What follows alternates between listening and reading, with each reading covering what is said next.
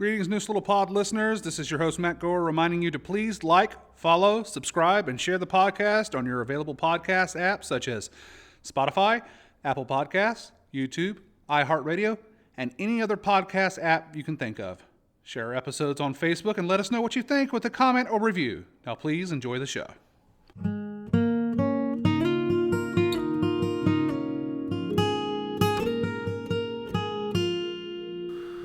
Good evening and welcome to Neuse Little Podcast. This is an audio program talking about the backstage antics and stories of running a small town community theater on the banks of the Neuse River located in Smithfield, North Carolina.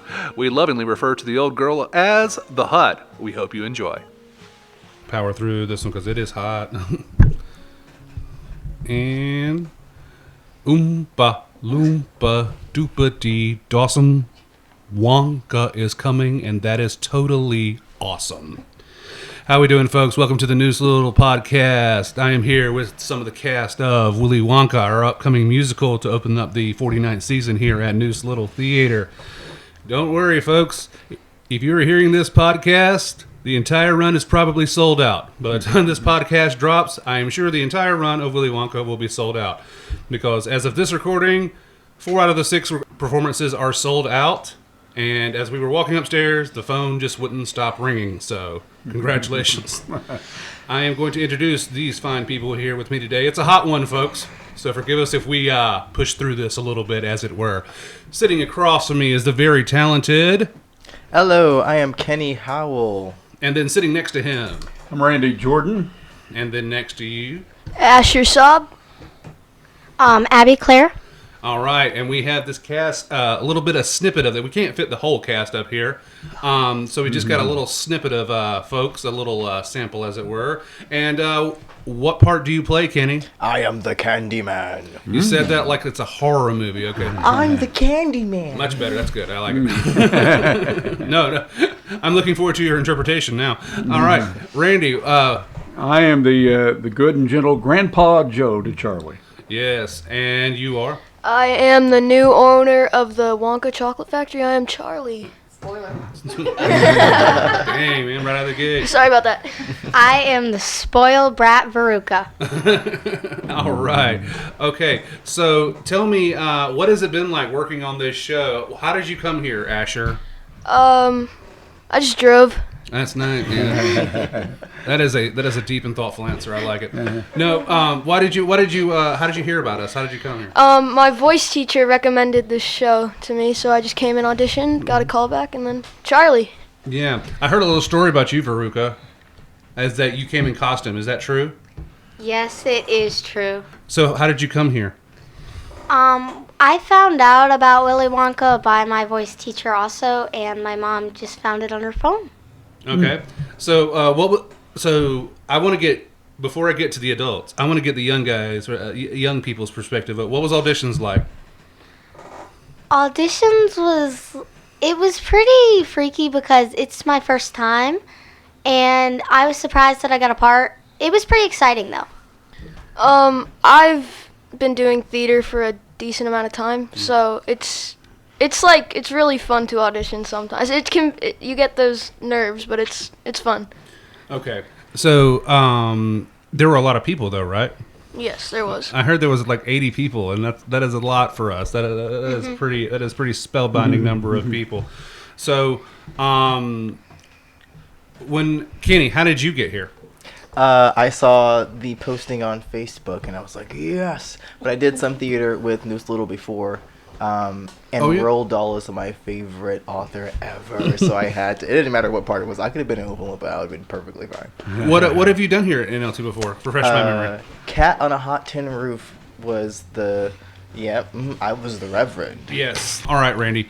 So I was surprised that you came out for this. In all honesty, because you're a veteran actor. You've been in You've had quite the good run here this past post-COVID era. I have. I've had some great parts in the last year. Yeah, some career-defining parts. I saw you briefly. I saw you in All the Way. Remind me which group that was. That was a Justice Theater project. And that was fantastic. It was truly one of my favorite plays I've seen in the post-COVID era, if that's how we're defining things these days. And if I lived down the street, I would have gone back and watched it again because there's so much information. It's a play about LBJ's life. So, Randy, why did you come here to be to try to be in Wonka? Well, there's two answers to that. One of them is that I've done several shows here. I took a 30-year hiatus from theater a long time ago, and I think it's 2008 or somewhere in there. I did my very first show when I came back to theater here, The Man Who Came to Dinner. And so I've always considered this home. I think I've done 6 or 7 shows here. I can't remember. But anyway, and at this point, there were a couple other shows nearer to where I live that I was interested in. But my wife has a 50th high school reunion in Kansas in early October. And so I was going to have conflicts with all those. This one was not going to conflict. And I love this story because of the lessons it teaches, and the music's fun. And I hadn't done anything in a long time where I would have the potential, to really scare kids with my with my grumpy personality. So. All right. So tell me, what has the process been like for rehearsals? Do you guys start right out with the blocking? Do you guys go into music? What's that been like? We've actually we've ran through the show and then blocked the scenes as we got there. Okay. So the music director's name is Todd Johnson. What's it been like working with Mr. Todd?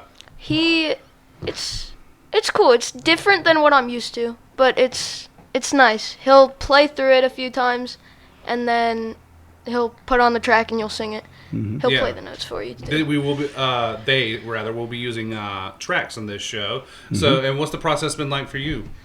It's been fun saying that it's my first time, and I really enjoy coming to practice every night. It gives me something to look forward to other than homework. So it's pretty fun. Yeah. Todd's done a really good job. We pretty much have started with music and haven't worked blocking and acting much until recently, and so now we're beginning to go through movement and more on stage.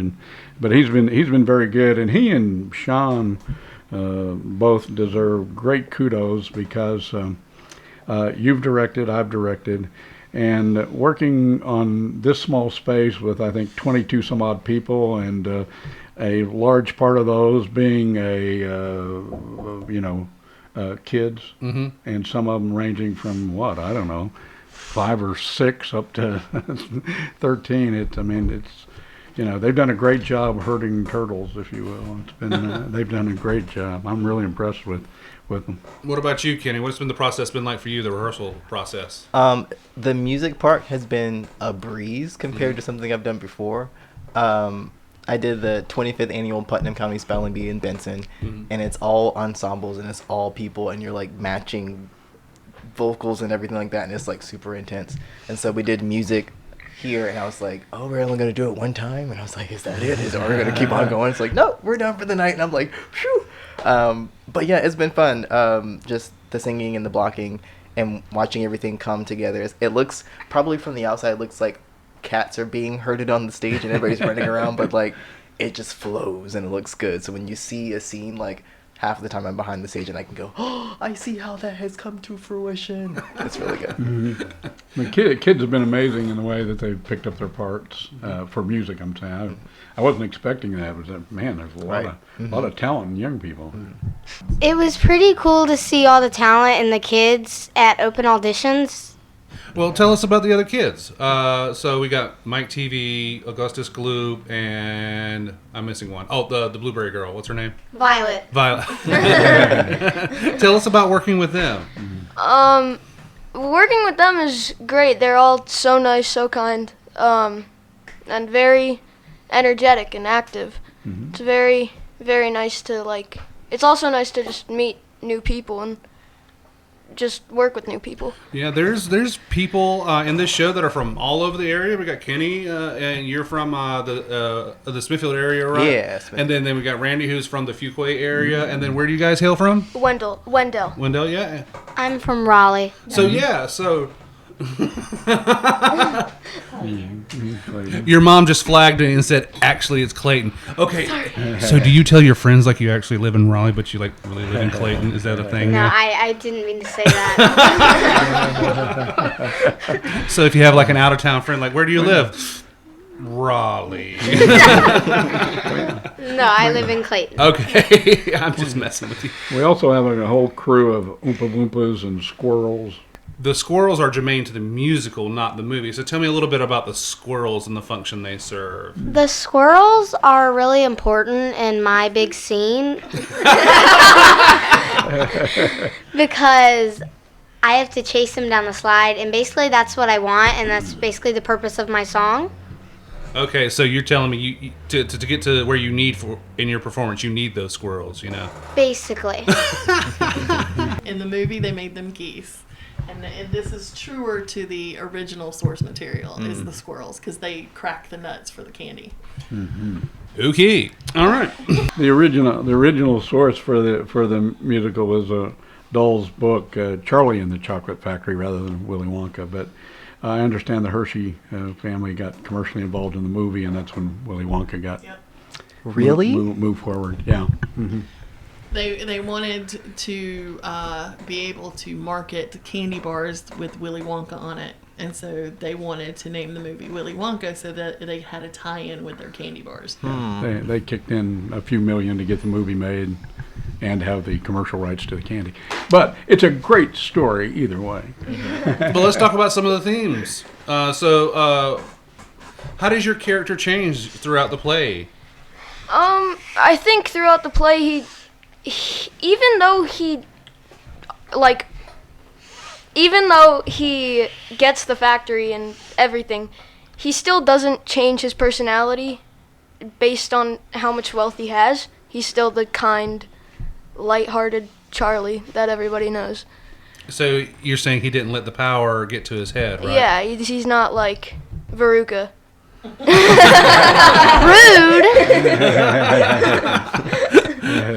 That is a very admirable quality to emulate, is letting that power corrupt. Did you want to add on to that, Randy? No, I think Charlie's the reason Charlie ends up winning the contest, if you will, is because he's just Charlie. He's open, he's honest, he's straightforward. He cannot tell a lie. I would say too, like a big part of Charlie's story is continuing to be positive. There's like all these letdowns in his life, and it's like he sees all the kids doing all the things and all the other winners of the golden tickets, and it's like just Charlie. And so he has to like summon the positivity as the song goes. But yeah, just you see that growth over time, and it's like continue with the positivity until he gets to the final ending with the factory and on all the good things. Yeah, I feel like Charlie is like always positive even when the negative stuff happens. Yeah, and that's an admirable quality in today's world. All right, one thing I wanted to talk about, Daniel Brown, who you guys know plays the very mysterious Willy Wonka. He's been on 2 other podcasts, so we thought we'd give other people a shot to be on the podcast. But also, I think it helps heighten his air of mystery. What's it been working? What's it like been working with Willy Wonka himself, Daniel Brown? He's been fun to work with. He has a really good personality, and I feel like he was just perfect for the part, and he makes the show better. Okay. Like, I could totally see him being Wonka in like the movie. He has a beautiful baritone. He's an amazing actor and just like a super nice guy. Yeah.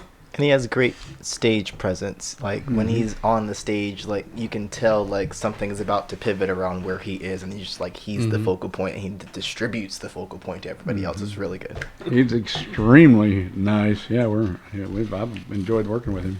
It's all very positive, and I think committed to his craft. I think he enjoys doing it and does a great job. Got a wonderful voice.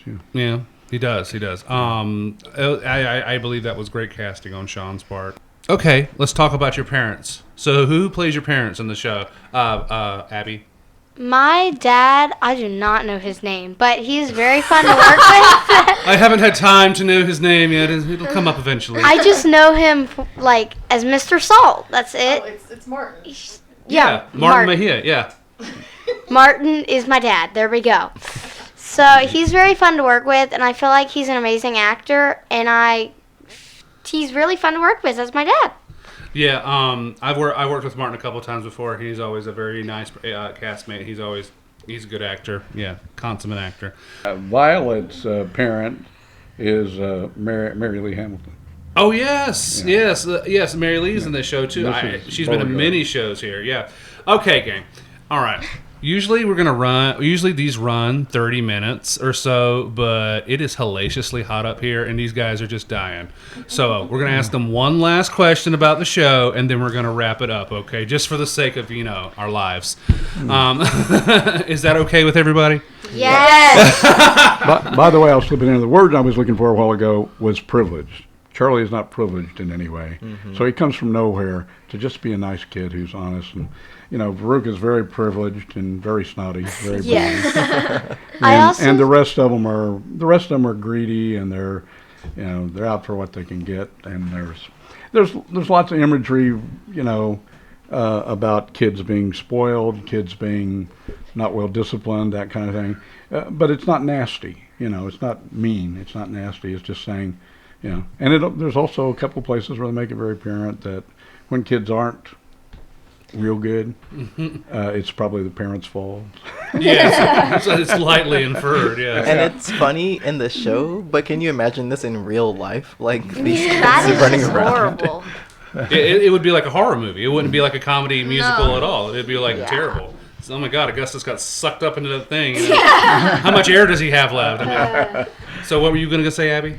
Well, I feel like I have two parts that I really have to put out there. On one side, I'm just like a mean, spoiled jerk brat, okay?